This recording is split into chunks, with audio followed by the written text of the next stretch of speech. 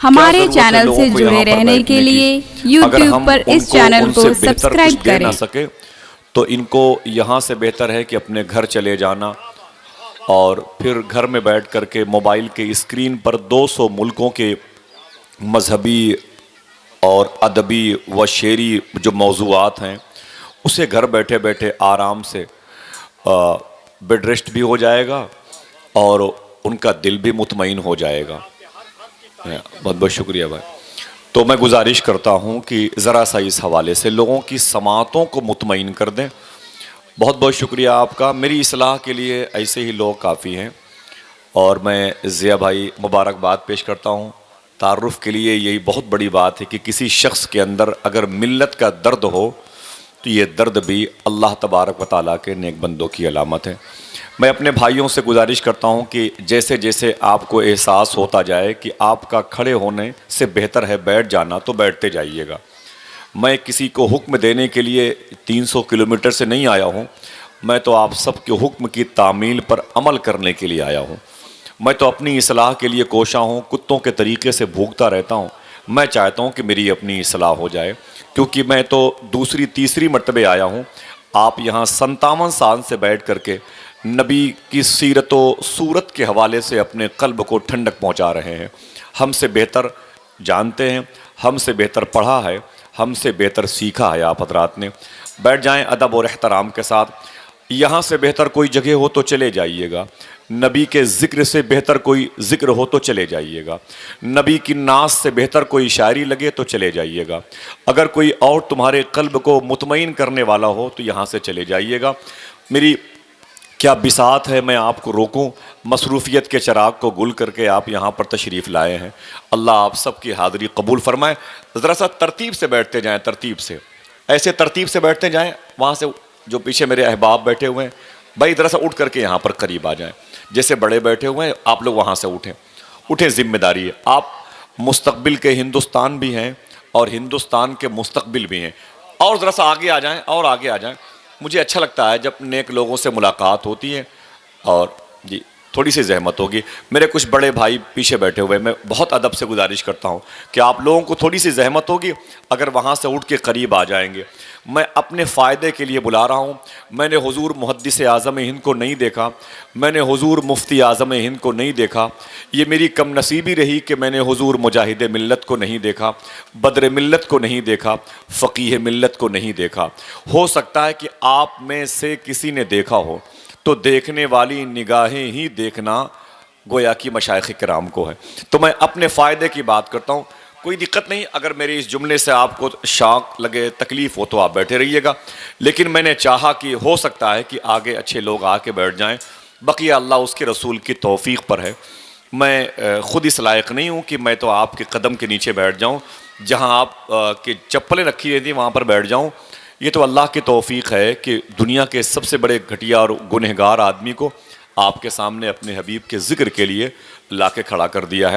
لیکن جو آگے کی صفیں خالی ہیں، ان صفوں پر انسانوں کی ضرورت ہے۔ یہ اگر آپ کے لیے ایک خوبصورت دسترخوان سجایا جائے اور آپ کو دور بیٹھنے کی ہدایت کی جائے تو آپ ناراض ہو جائیں گے۔ آپ ایک آئینہ طلب کریں، شیشہ طلب کریں، میں اسے اتنی دور لگا دوں تو آپ کو تکلیف ہو جائے گی۔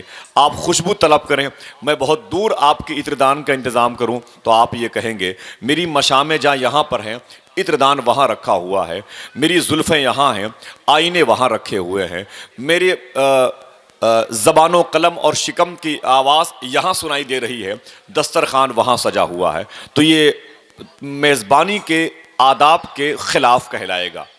تو میں گزارش کرتا ہوں کہ اگر کوئی دقت نہ ہو تو اللہ اس کے رسول کی محبت میں آ جائیے۔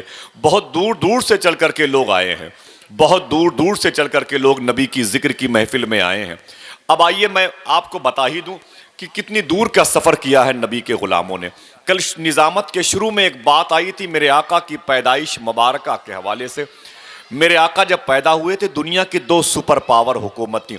بچوں کو خاموش کیجئے گا، میری آواز ان بچوں سے زیادہ کمزور ہے میں جانتا ہوں، لیکن میں بہت محبت سے خاموش کیجئے گا۔ کسی بھی قسم کی کوئی ناراضگی اور کوئی اپنے جلال اور اپنے پریشر کا اور اپنے پرسنالٹی کا آپ یہاں پر فورس نہ بنائیے گا۔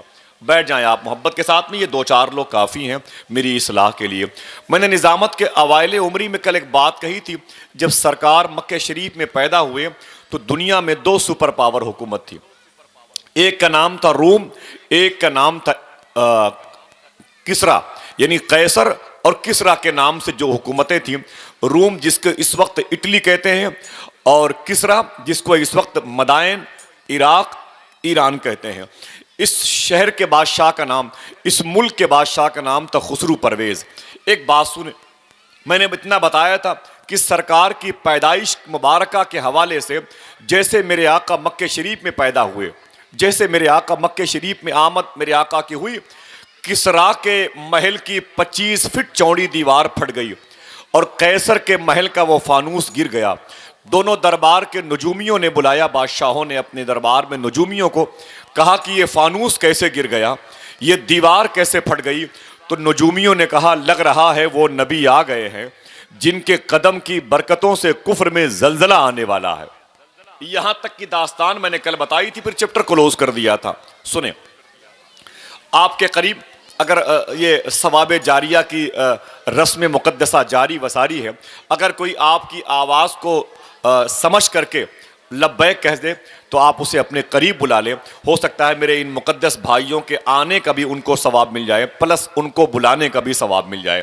سنیں، اب یہ 2 حکومتیں ہیں، ایک کا نام ہے قیصر، ایک کا نام ہے کسرا۔ میرے آقا کریم علیہ الصلاۃ والتسلیم نے مدینہ شریف میں، مدینہ منورہ میں اپنے غلام کو، ایک قاصد کو، ایک ڈاکیے کو، ایک پیامبر کو بھیجا، کہاں؟ جہاں خسرو پرویز کا دربار لگتا تھا، تقریباً 1700 کلومیٹر۔ میں 17 قدم کی بات کر رہا تھا، 17 فٹ کی بات کر رہا تھا، 17 ہاتھ کی بات کر رہا تھا، 17 بالشت کی بات کر رہا تھا، لیکن میرے آقا کا وہ غلام 1700 کلومیٹر کا سفر کر کے گیا۔ کہاں گیا؟ مدینہ منورہ سے نبی کا خط لے کے دنیا کے سب سے بڑے بادشاہ خسرو پرویز کے دربار میں۔ جیسے ہی خسرو پرویز کے دربار میں داخل ہوا، اللہ کے نبی کے خط کو اس کے ہاتھوں میں دیا۔ خسرو پرویز نے جیسے نبی کے بھیجے ہوئے خط کو پڑھا، آگ بگولا ہو گیا، جل بھن کے کباب ہو گیا۔ اس نے آقا کریم کے خط مبارکہ کو پھاڑ کے ٹکڑے ٹکڑے کیے اور زمین پر پھینک دیے، اور ایک جملہ کہا اس ناہنجار نے کہ یہ عرب کے گڑریے، عرب میں بھیڑ بکری چرانے والے، پیٹ پر پتھر باندھنے والے، بھوکے پیاسے رہنے والے، ننگے لباس، ننگے جسم کو دنیا کے سامنے فقیرانہ طور پر پیش کرنے والے، آج دنیا کے سب سے بڑے بادشاہ کو یہ جینے کا ڈھنگ سکھا رہے ہیں، یہ اسلام قبول کرنے کی دعوت دے رہے ہیں۔ ان فقیروں کی اتنی مجال کیسے ہوئی؟ اتنا ناراض ہوا خسرو پرویز، آپ کے شافع محشر اللہ کے حبیب کے اس مقدس خط کے ٹکڑے ٹکڑے کر کے زمین پر پھینک دیے۔ نبی کے غلام نے ان خط کے ٹکڑوں کو دیکھا، رونے لگے، اسے اٹھایا، آنکھوں سے لگایا، دل کے قریب رکھا، جیب میں رکھا، الٹے پاؤں واپس مدینہ شریف ہو گئے 1700 کلومیٹر۔ جب واپس آئے تو میرے آقا کریم کے بغل میں عمر فاروق اعظم بیٹھے ہوئے تھے۔ میرے آقا فرماتے تم خط لے کے کہاں گئے تھے؟ کہتے ہیں سرکار میں خط لے کے خسرو پرویز کے دربار میں گیا تھا، جو دنیا کا سب سے بڑا بادشاہ ہے، جو مدائن میں بغداد شریف سے 40 کلومیٹر کے فاصلے پر اپنی کرسی بادشاہت پر موجود ہے۔ میرے آقا نے ایک جملہ کہا، سن لیں آپ، کتنی مشقتوں سے دین یہاں تک پہنچا ہے، اس کے لیے کتنی قربانی دی گئی ہے، کتنی جد و جہد کی گئی ہے، کتنی سعی پیہم کے ساتھ یہاں پر دین پہنچا ہے، اسے سن لیں، اسے محسوس کریں۔ یہ پہلی صف میں بیٹھنے والے یہ بزرگ، دوسری صف میں بیٹھنے والے یہ نوجوان بزرگوں کی یہ مجسمے کی خوشبوئیں، قریب میں بچوں کی گلکاریاں، اللہ سب کو قبول فرمائے۔ سنیں آپ، میرے آقا صلی اللہ تعالی وسلم نے فرمایا میرے خط کو تم نے خسرو پرویز کو دیا؟ تو غلام نے کہا ہاں سرکار، میں نے خسرو پرویز کو اس خط کو دیا۔ میرے آقا فرماتے ہیں ذرا یہ بتا میرے خط کو پڑھ کر کے خسرو پرویز نے کیا کہا؟ نبی کا غلام رونے لگا، کہا سرکار آپ کے خط کو پڑھ کے خسرو پرویز جلال میں آ گیا، کہنے لگا یہ عرب کے بھیڑ بکری چرانے والے مجھے دین سکھائیں گے؟ آپ کے خط کے ٹکڑے ٹکڑے کر کے زمین میں پھینک دیے، اور میں ان خط کے ٹکڑوں کو وہاں سے اٹھا کے آنکھوں سے لگا کے اپنے سینے سے لگا کے آپ کے حضور پیش کر رہا ہوں۔ جیسے نبی کے خط کے ٹکڑے ٹکڑے عمر فاروق اعظم نے دیکھے، فوراً اپنے ہاتھ کو اپنے تلوار کے اس سرے پر لے گئے۔ میرے آقا نے فرمایا عمر خاموش رہو۔ میرے آقا نے اس خط کے ٹکڑے ٹکڑے دیکھے اور پھر ایک جلال کی کیفیت میں بد دعائیہ جملے آپ نے یوں ہی ظاہر فرمایا۔ میرے آقا نے فرمایا سنو، جس طریقے سے خسرو پرویز نے میرے خط کے ٹکڑے ٹکڑے کیے ہیں، اللہ اس کی حکومت کے بھی ٹکڑے ٹکڑے کر دے گا۔ یہ نبی کی زبان مبارک سے نکلنے والے جملے ہیں۔ یہ کہانی کسی اور طرف جا رہی ہے، لیکن ہو سکتا ہے کہ آپ کی معلومات میں بس ایک دو لوگ اور بیٹھ جائیں۔ مجھے اچھا لگتا ہے جیسے پہلی صف سے دوسری تیسری صف میں لوگ بیٹھے ہوئے ہیں، اچھا نہیں لگتا نا کہ میرے پاس اتنی خوبصورت جگہ، پوری دنیا کے ننگے لوگوں کو لباس عطا کرنے والی قوم کے لیے اگر محفل میں بیٹھنے کا انتظام نہ کیا جائے تو شکوہ کرے گی کہ اتنی بڑی کانفرنس، ایک کارپٹ نہیں ہے، ایک چادر کا انتظام نہیں ہے۔ لیکن حقیقت میں یہاں کے لوگوں نے تو اپنا دل بچھا دیا ہے آپ حضرات کے لیے، ذرا اس پر قدم تو رکھ دیں برکت کے لیے۔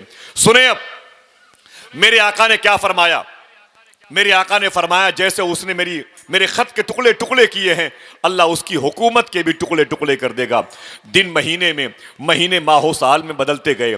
میرے آقا مدینہ شریف میں ہیں، ظاہری وصال ہوا، دور صدیق اکبر کا آیا، پھر 12-13 سال کے لیے عمر فاروق اعظم آئے۔ عمر فاروق اعظم کے چہرے پر پریشانی کی لکیر دیکھ کر کے ان کے بادشاہت کے دور کے ان کی ایک فوج کے ایک شخص نے کہا اے خلیفہ وقت، آپ کے چہرے پر پریشانی کی لکیریں کیوں ہیں؟ علامہ ضیاء صاحب دیکھیں بھائی جان، آپ کے چہرے پر یہ پریشانی کی لکیریں کیوں ہیں؟ عمر فاروق اعظم رونے لگے، بولے جس دن سے نبی کے خط کے ٹکڑے ٹکڑے دیکھے ہیں تب سے عمر کو نیند نہیں آتی ہے۔ اے میرے غلام، اگر میری فوج جو تھوڑی سی فوج ہے اگر تیار ہو جائے تو میں خسرو پرویز جیسے دنیا کے سب سے بڑے بادشاہ کے محل کی اینٹ سے اینٹ بجا دوں۔ نبی کے غلام نے کہا کہ اے عمر فاروق اعظم، چھوٹی سی فوج اتنی بڑی فوج کا مقابلہ کیسے کرو گے؟ عمر فاروق اعظم کے قریب میں نبی کا غلام بیٹھا ہوا تھا، اس نے کہا چپ رہو، آپ کو نہیں معلوم ہے اس سے پہلے ہم نے جتنی جنگیں لڑی ہیں اپنی طاقت کی بنیاد پر نہیں، عشق رسول کی بنیاد پر لڑی ہیں، محبت رسول کی بنیاد پر لڑی ہے، خشیت الہی کی بنیاد پر لڑی ہے، سنت رسول کا فالوور بن کر کے ہم نے جنگیں جیتی ہے۔ اے عمر، اعلان کر دو خسرو پرویز کے دربار کی اینٹ سے اینٹ بچنے والی ہے۔ مسلمانوں کی چھوٹی سی فوج، آپ جتنا کھا کے آئے ہیں اتنے 50 لوگ بھی نہیں کھاتے تھے، جتنا اچھا پہن کے آپ بیٹھے ہوئے ہیں 100 لوگوں کو یہ کئی مہینوں میں نصیب نہیں ہوتا تھا۔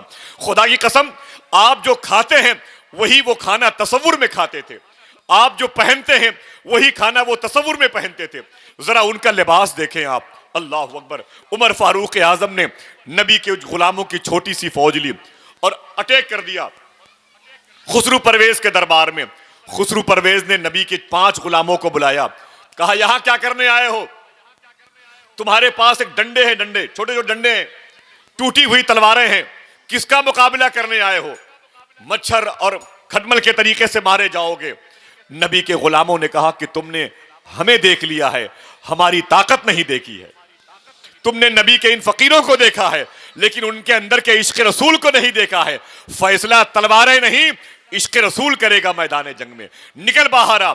تھوڑی دیر کے بعد اعلان جہاد ہوا، ایک طرف اللہ اکبر کے نعرے لگے، ایک طرف کلیسا کی آواز بلند ہوئی۔ دیکھتے ہی دیکھتے کئی ہزار سال تک جس کسرا کے محل پر عیسائیت کا جھنڈا لہرا رہا تھا، آج میرے آقا کی مٹھی بھر جماعت نے اس قلعے کی فصیل پر اسلامی جھنڈا لہرا دیا ہے۔ ذرا محبت سے کہہ دیں سبحان اللہ۔ وہ کون لوگ تھے؟ کسی پیڑ پر نازل نہیں ہوئے تھے، وہ سمندر کی لہروں سے نہیں باہر آئے تھے، وہ اللہ تبارک تعالیٰ کے فرشتوں کی تعداد کو لے کر کے زمین پر نہیں اپنے آپ کو وہ پھیلا رہے تھے، وہ بھی کسی ماں کی کوکھ سے پیدا ہوئے تھے، بس صحبت پائی تھی اللہ کے نبی کی، نبی کے غلاموں کی۔ ہم کو وہ صحبت نہیں ملی تو کیا ہوا؟ محفل رسول کی صحبت ملی ہے، نبی کے ذکر کی محفل میں بیٹھنے کا شرف تو ہمیں حاصل ہوا ہے۔ آپ شکوہ نہ کریں اتنے سالوں کے بعد پیدا ہونے کے لیے۔ عمر فاروق اعظم کے سامنے پوری دنیا کی سب سے بڑی حکومت کی پراپرٹی مال غنیمت جمع ہے، مدینہ شریف میں گلی کوچے بھر گئے ہیں، اتنے پیسے، اتنے غلے، اتنی دولتیں مدینہ شریف میں کسرا کے محل سے آ گئی ہیں۔ عمر فاروق اعظم نے آخری بات قیدیوں کو دیکھا، اب حسینیوں خوش ہو جاؤ. میرے سامنے جتنی تعداد ہے تقریباً 300-400 لوگوں کی, ان 72 لوگوں کا صدقہ دیکھیں آپ. عمر فاروق اعظم نے مرد قیدیوں کو دیکھا اور کہا جتنے مرد قیدی ہیں ان سے کہہ دو کہ مسلمانوں کے باغات میں یہ کھجوروں میں پانی ڈالنے کا کام کریں, اور جتنی عورتیں قید ہو کے آئی ہیں کسرا سے ان سے کہہ دو کہ نبی کے گھر والوں کی جو خواتین ہیں ان کی کنیز بن کر کے ان کے گھر کی یہ خدمت کریں. اگر اسلام قبول کر لیں تو کسی نہ کسی نبی کے عاشق کے نکاح میں آ جائیں.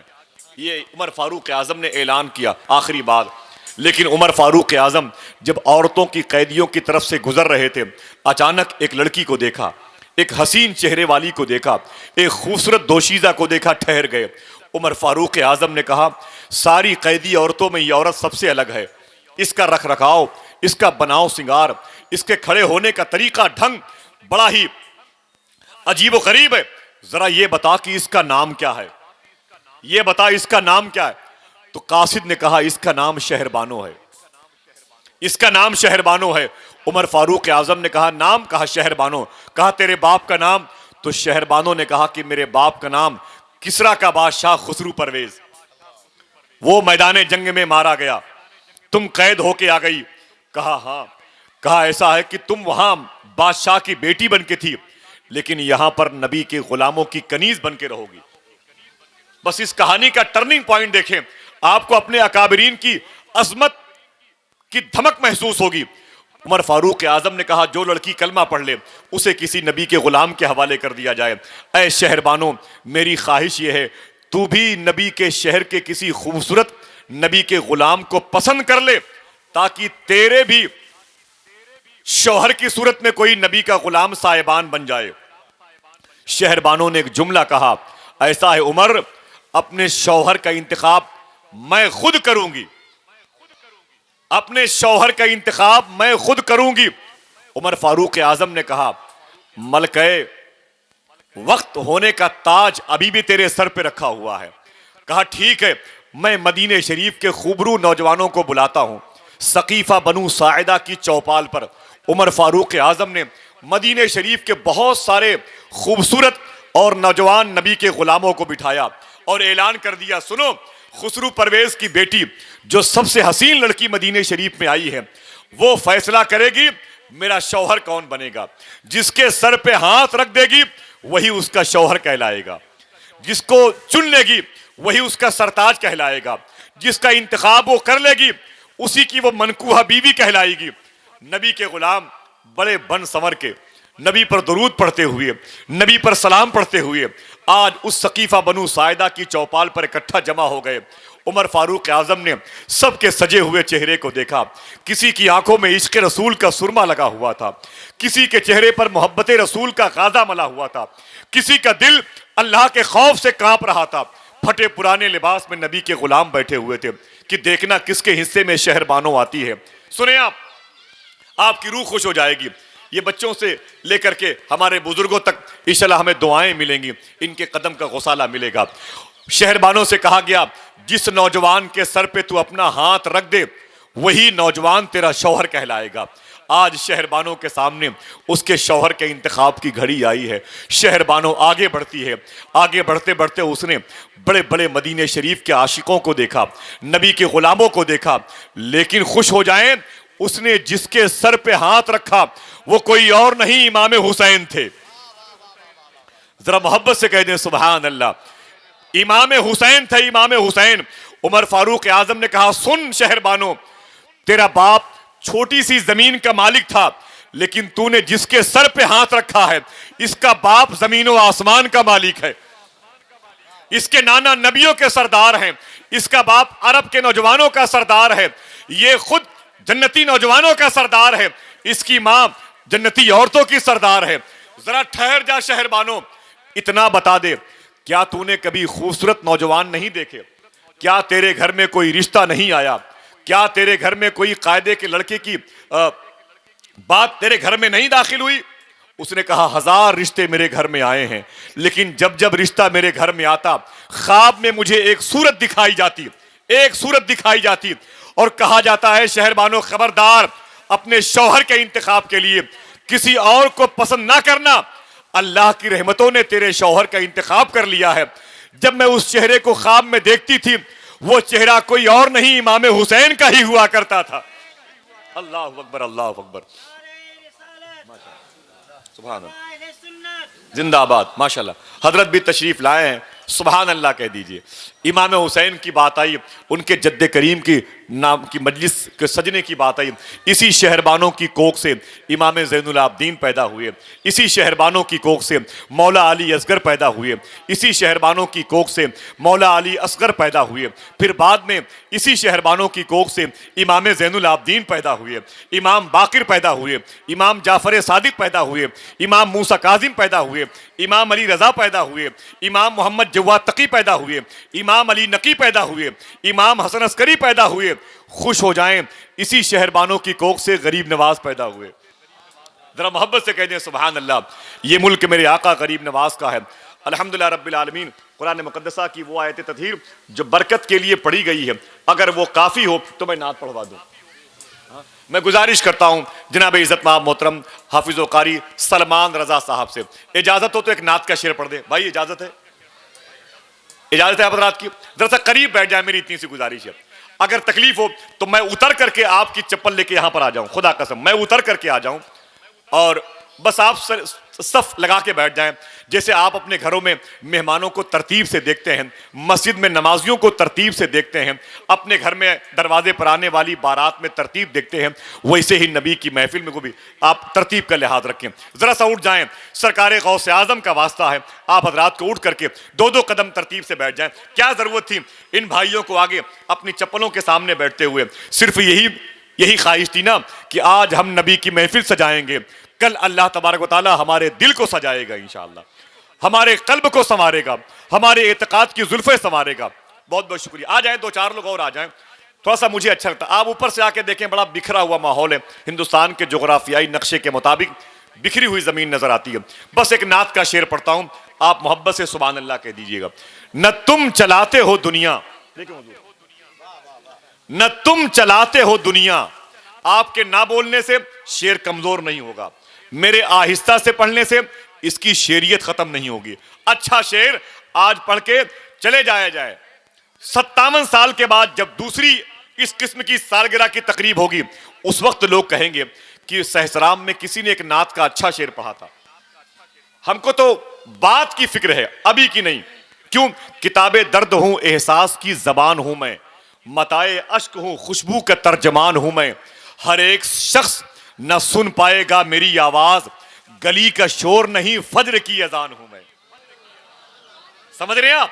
ہر ایک شخص نہ سن پائے گا میری آواز، گلی کا شور نہیں فجر کی اذان ہوں میں۔ کسی کسی کے حصے میں اچھا شعر آتا ہے، سنیں آپ۔ نہ تم چلاتے ہو دنیا، نہ ہم چلاتے ہیں، خدا کے فضل سے شاہ امم چلاتے ہیں۔ اتنی زور سے سبحان اللہ کہہ دیں کہ وہ لوگ بھی آ جائیں جو اپنے گھر میں بیٹھے ہوئے ہیں۔ شکریہ صاحب۔ نہ تم چلاتے ہو دنیا، نہ ہم چلاتے ہیں، خدا کے فضل سے شاہ امم چلاتے ہیں۔ اب ایک اچھا شعر، چہرے دیکھوں گا کس کے چہرے اچھے شعر سے کھل رہے ہیں۔ دیکھیں حضور، نہ تم چلاتے ہو دنیا، نہ ہم چلاتے ہیں، خدا کے فضل سے شاہ امم چلاتے ہیں۔ نصیب پہلے مدینے میں لایا جاتا ہے، پھر اس پہ شاہ مدینہ قلم چلاتے ہیں۔ نصیب پہلے مدینے میں لایا جاتا ہے، نصیب پہلے مدینے میں لایا جاتا ہے۔ اچھا شعر پر ایک شخص کی آواز میرے لیے کافی ہے۔ نصیب پہلے مدینے میں لایا جاتا ہے، پھر اس پہ شاہ مدینہ قلم چلاتے ہیں۔ آخری شعر، پھر اس پہ شاہ مدینہ قلم چلاتے ہیں، اور مزار خواجہ سے آواز آ رہی ہے یہی، یہ کیا چلائیں گے یہ ملک ہم چلاتے ہیں۔ مزار خواجہ سے آواز آ رہی ہے یہی، یہ کیا چلائیں گے یہ ملک ہم چلاتے ہیں۔ اتنی دیر تک کے لیے سمع خراشی کے لیے معذرت چاہتا ہوں، لیکن میں نے آقا حسین کا ذکر حسین کے غلاموں کو دیکھ کے کیا۔ ثنا خان رسول جناب محترم حافظ و قاری سلمان رضا صاحب سے گزارش کرتا ہوں مائک پہ تشریف لائیں، سلیقے سے نعت پڑھی جاتی ہے، سلیقے سے نعت پڑھیں۔